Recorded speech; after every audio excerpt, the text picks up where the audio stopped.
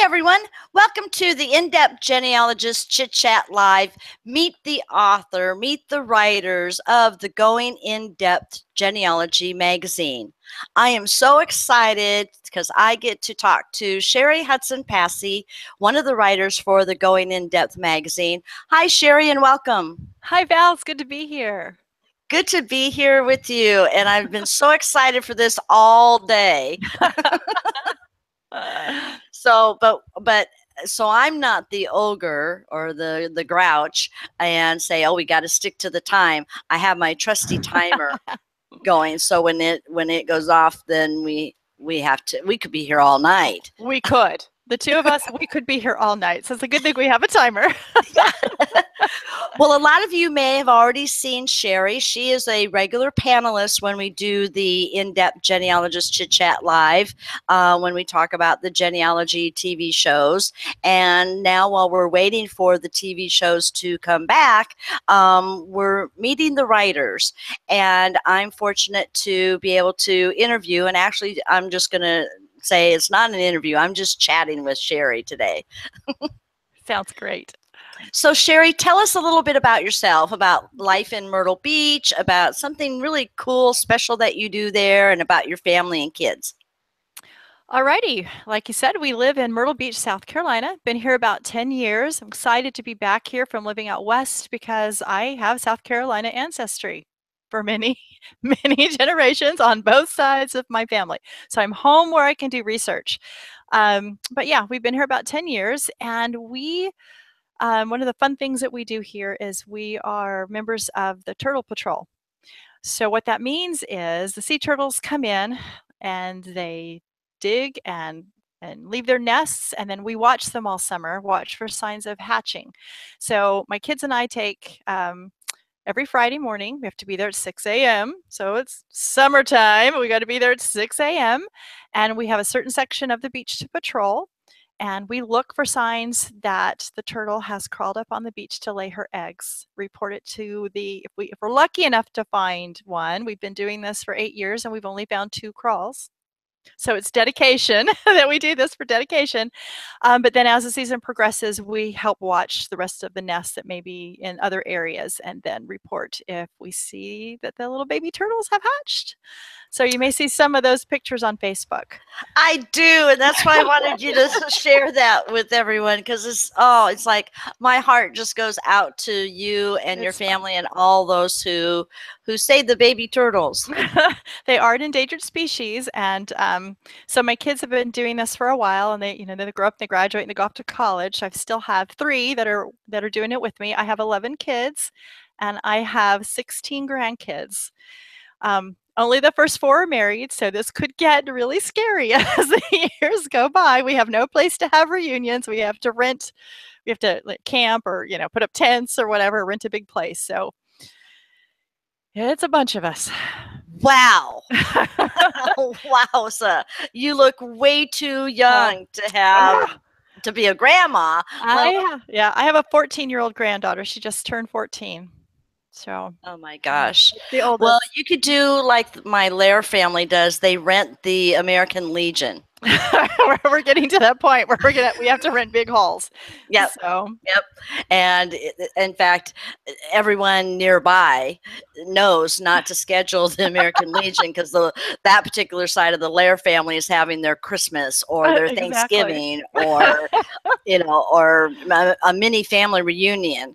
So absolutely, that's great. Yeah. Well, that's awesome. Thanks for sharing that with us. That side of you. Never a dull moment. Never a dull moment. I bet. And I believe I heard you say that you've got one that's just finishing up junior year and now going to be a senior. Exactly. Yeah. So the struggle is going to be real next year trying to get anything else done. Yes, with everything that goes in with having a senior. So, but I'm excited for her. It's going to start in about a month. Yeah. Oh, that's great. That's great. That's awesome that you live where your ancestors are, or were, I should say. Ancestors put in past tense. That's why I'm not a writer. Anyway, when did you start getting your interest in genealogy and that story, and how it led to becoming a professional genealogist? Stories are always big for me because, my dad was in the military, and so we didn't live in the area where we had family. But when we'd come back, everybody'd gather around and start, telling stories about people. And I remember being about 10 years old and asking my mom one day, why do we call grandma grandma, but we call my grandfather Frank? It never clicked to me that he wasn't my biological grandfather, and he was her step grandfather. So she told me the story of her father who had died in World War II. Not only him, but two of his brothers. And I just was crushed, and I had never put those stories together. And so that just became me wanting to find out more. I had my dad's aunt was a genealogist for her time and day, searching for their Baker family. And she gave me all the information that she had with some pictures, and it just snowballed, just start snowballing. It was the time I was writing letters to people, and they would send me stuff, and I just got hooked. So I've been doing this for 30 plus years. I won't tell you exactly, because then you'll know how old I am. So. That's okay. I probably still could be old enough to be your mom. No. Absolutely not. Oh, that's awesome, because I remember hearing those stories as well when I was younger. And I remember hearing them so much. It's like, oh God, you roll your eyes. And it's like, then when I wanted my mom and grandma to tell the stories and got a tape recorder, all of a sudden they became zip-lipped. Yes. I was fortunate to be able to record both of my grandmothers and get their stories before they passed away. So I have that. Unfortunately, my grandfather, one of my grandfathers died in World War II, and the other, my paternal grandfather, died when I was 16. And so I didn't have a chance or even the thought to be able to interview him. But I knew enough family history and that, so I could piece some things together. But I wish I had that chance to be able to interview him. Tried to interview my step grandfather, but he was like, "You don't want to know that story." You know how they get. So. Oh yeah, and that's especially when you want to hear the story, when they say you don't want to. Oh, and I got that story. Not gonna tell it here. It's a little scandalous. Ooh, yeah. Yep. Well, anybody that knows me, and you've certainly heard me say this more than once in one day, I love the dirt. I love getting the good stuff. Records on the dirt. And so after years of doing my own, once we moved to Myrtle Beach, I started teaching, I started presenting with my genealogy club here, and that just snowballed into starting to take clients. So I do consulting, coaching, traditional client work, and teach classes, which is really my favorite thing, really, is to teach and watch those eyeballs light up. And currently, I'm helping with the youth at church and teaching them how to do their family history, with the goal for them to turn around and teach the adults at church. So that's our goal. And it's been so much fun to watch them find people and just say, I found an obituary of my great-great, and they'll bring it and show it. It's just been wonderful. And it just thrills me to teach people how to do their own genealogy. Thrills me. Exactly. I know people have asked me, you get so excited over these clients' ancestors. And I said, yeah, it's the find, it's the excitement. And I take on their identity. And telling them what you found is wonderful, or watching them as you're showing them how to find, watching them find it. It's incredible. It's a wonderful thing. I love it. Oh, that's great that you have the kids at church, then turn around and teach the adults and stuff. And another thing too, working with kids, you might want to get into helping with the Boy Scout merit badge. Yes, I've done some of that too. So yeah, that's always fun. Yeah. Well, great. So transitioning from doing your own research, leading you to turn professional and teaching and taking on client work, what for others out there, transitional genealogists, or those who are thinking about, well, I have a blast doing my own genealogy. Yes. I want to do this for others. What I know what I would say, but this is all about you and learning about you. How do you handle those kinds of questions? About how to become professional? Well, number one, I tell people knowledge, knowledge, knowledge. You got to learn. I wasn't sure, could I do this? I could do it for myself. And so I did a lot of pro bono, taking people, just saying, hey, I want to do this. Can I do this for you for free? Let me see what my skills are like doing it for other people, writing those reports, those types of things. And then, of course, like I said, education. Every chance I get, I try to take something about writing, or I did ProGen. Just there's so many things out there to help. But I really think the one thing that really helped me was doing it for other people, just getting in there and doing it before I started actually charging, doing consultation work for free, coaching for free, the typical client research for free. Even going and looking up records, I did for free for a while just to make sure that was okay, So Exactly. yeah. Well, it's and you found it's totally different. Yes. Totally when you are doing it for someone else. Absolutely. And the expectations and the results and it's different. That's what I was always saying. You may think, oh, I really like this. I enjoy doing this and stuff, but you also have to have that passion. You do, and you have to understand client expectations. You've got to get that down from the beginning so you're on the same page. So you know what they want, they know what you're going to provide. So that's key too, is understanding how to manage clients, regardless of whether you're doing research for them or teaching them, or a big group class. You've got to manage that so that you're on the same page and everybody knows what's going to happen. So I can't hear you, Val. There you go. There you go. I clicked the mute button twice. It's all right. Well, part of being a professional and being in with the in-depth genealogy, going in-depth digital genealogy magazine is writing. Writing. And when did you start writing for IDG? And please tell me and others, what does modus operandi mean? Okay, well, I started my column, Modus Operandi, which means the method of doing things.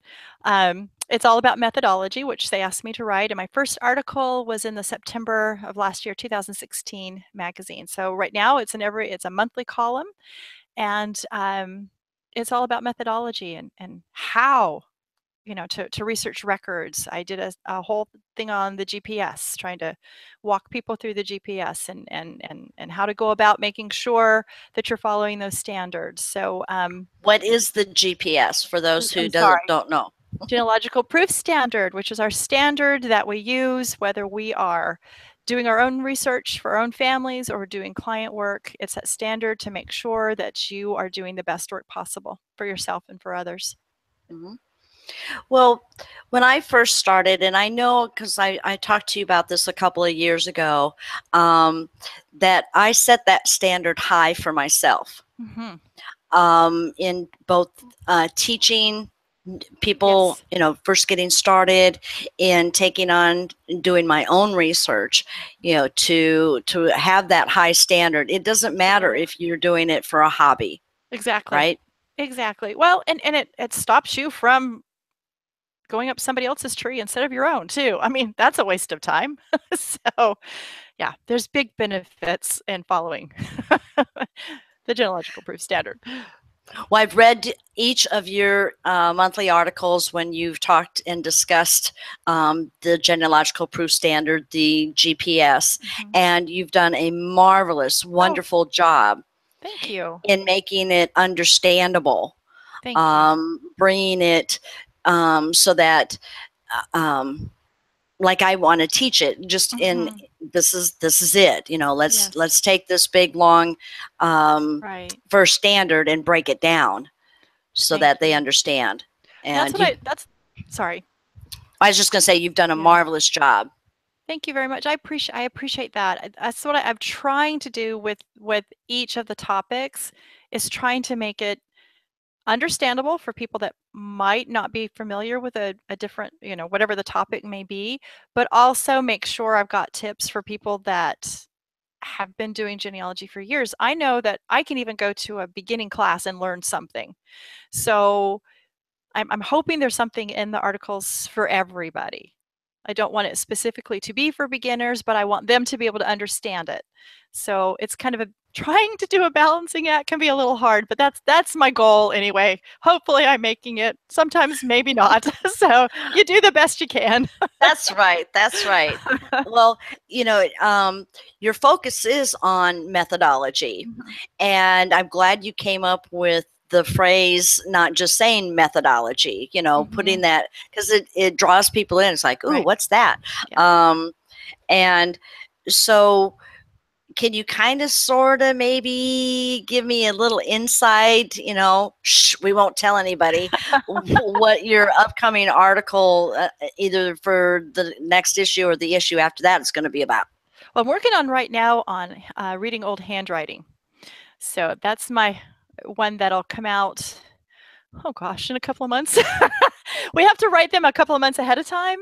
And so I've got to think, okay, if it goes in June, July, August, I guess that will be August. So I'm working on getting that one finished now. So just making sure that I am up to date and thinking about how I do it and what would help other people. And so that's what I'm working on now. Great. Hopefully will come out in August, hopefully I'll submit it and they'll read it and go, oh yeah, okay.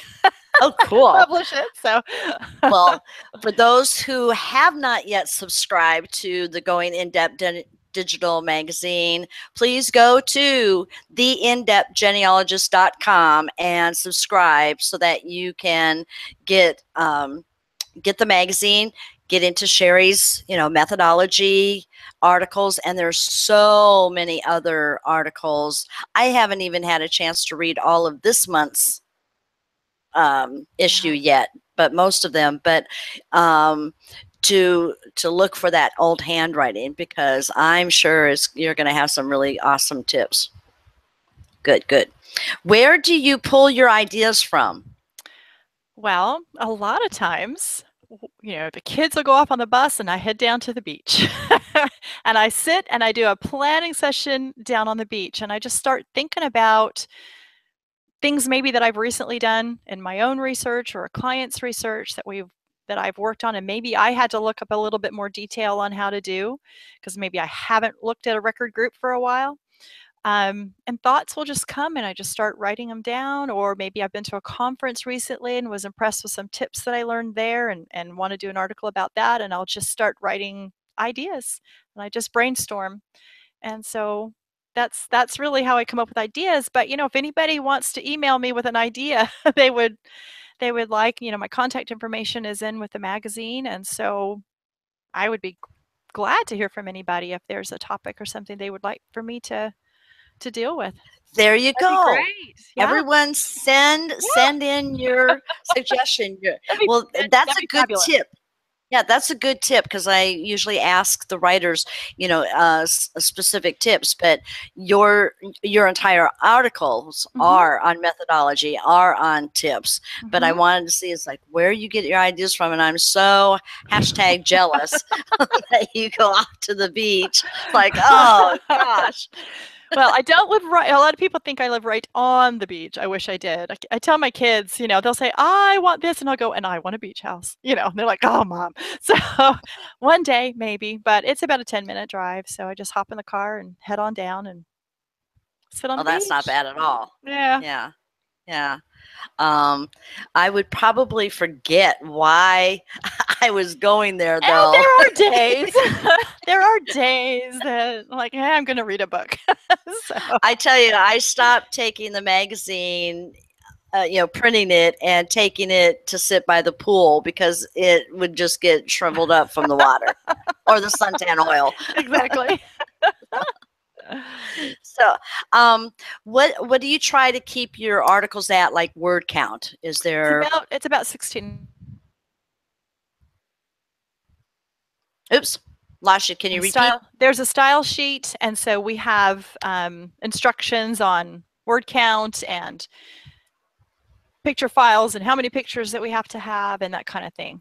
So, okay, you cut out a little bit. so what was the word count about that you try to keep it at? It's about 1,600. Okay.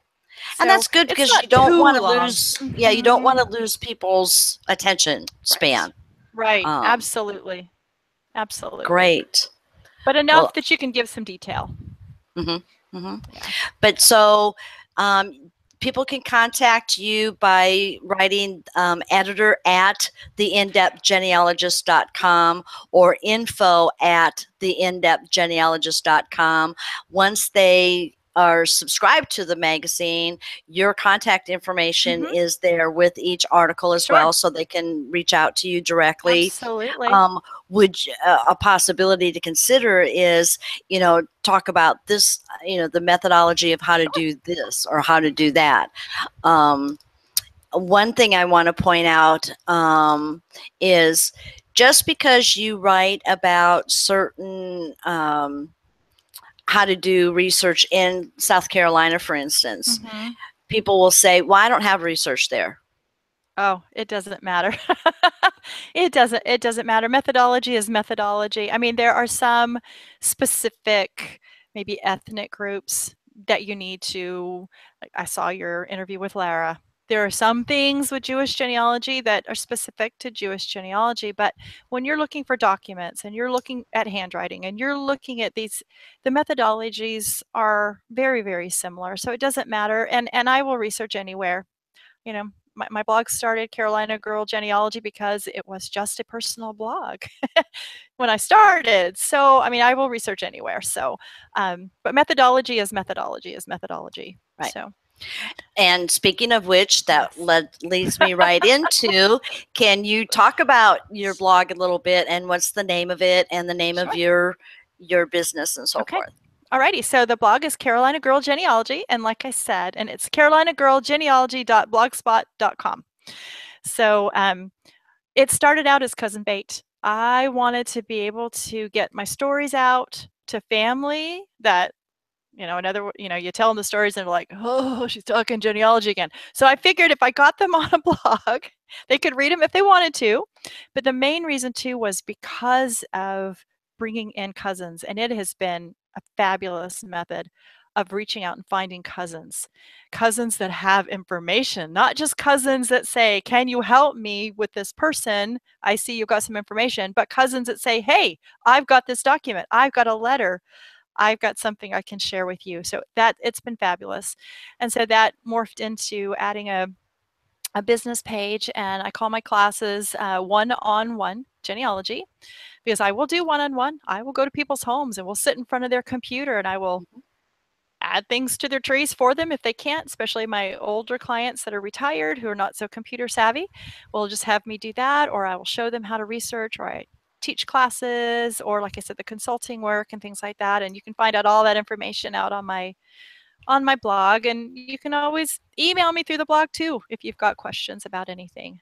So great. I love going to people's homes and helping them either get started doing the data entry into a genealogy software program, or showing them how to use an Excel spreadsheet to do comparison or lists, or if they've already been doing it but they want to do some other things, they don't realize how powerful that software is.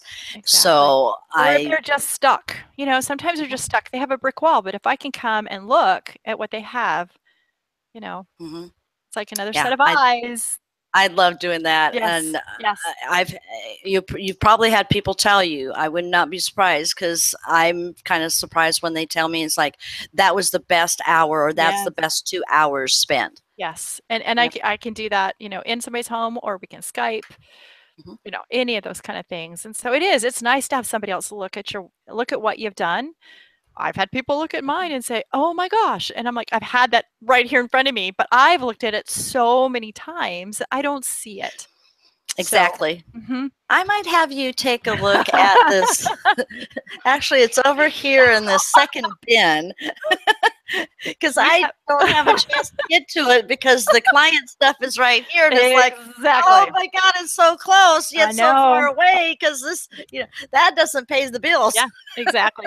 We do a fabulous thing at our genealogy club where once a year, we do a share an ancestor activity. And so people will bring their brick wall problems. We say one name, one ancestor, not, they bring all the stuff they have on it and we switch and we take 2 months and then we come back and we either can say, yeah, you really, really have a brick wall. There is no document available that's going to help you. Or we have been able to find people, go up another generation for people. So that's been really, really a fun thing to do. Oh, that's cool. Yeah. That's a really good idea. I know when I was a member of the Genealogical Society in Colorado Springs, they did that. Plus they did dress up as your ancestor. Oh, that would be fun. Yeah, that would be a lot of fun. Yeah. I wished, I would have had those old wash dresses that my grandma used to wear instead of I had to go to a costume shop to get one. But that's great. Oh my gosh, Sherry, we've covered so much, and we could keep going, but we could keep going. But the big bad timer is saying, we got to stop. So, is there any last final thoughts that you'd like to share with everybody, and what you are about the joy of writing? The joy of writing. I didn't think I was going to really enjoy the writing as much as I do. I have found that I can find a voice better in writing than I can do speaking. I seem to be able to put my thoughts down better. I get a little tongue-tied when I'm speaking sometimes, so I can get my thoughts down better writing. And I would encourage people, whether they want to write for publication, write for yourselves regardless, because that's where you're going to see the holes in your research. That's where you can write it down and let somebody else read it and they will see the holes that you didn't see. But write, whether you're doing client work or doing it for yourself, write, get those things out, get your voice out, get what you're doing out. That would be my best advice about writing, is do it. Yeah. I can write for myself. I can write for students and clients. But the minute I was asked to write for the masses, it's like, no. And about a year ago, I decided that's not my spot. That's not my sweet spot. It was causing me stress. So I do better verbalizing, let me tell you what I would write. Exactly. There you go. And you know what? We all have a spot in this community. We all have a place in this community, whether we're professional, whether we're doing research, just for our own family. It's just as important, but we all have our own place. And we just need to find that place and be comfortable with it and not worry about what everybody else is doing. But you still need to write. Exactly. And that's why I'm glad you told people to write for themselves, because you still have to write up about your own research. Exactly. Yes. Why you thought what you did, why you did the steps that you did, and the proof arguments or the proof statements. That is part of the GPS. Exactly. So it needs to be done, and you will be amazed when you start doing it, how you can see where you are and where you need to go. It's amazing. It's amazing. I just, like I said, I'd rather speak about it instead of write about it. Well, I just had this light bulb come on with, well, okay, for future Chit Chat Live, what kind of topics? Well, we can maybe take one of the GPS elements. Sure.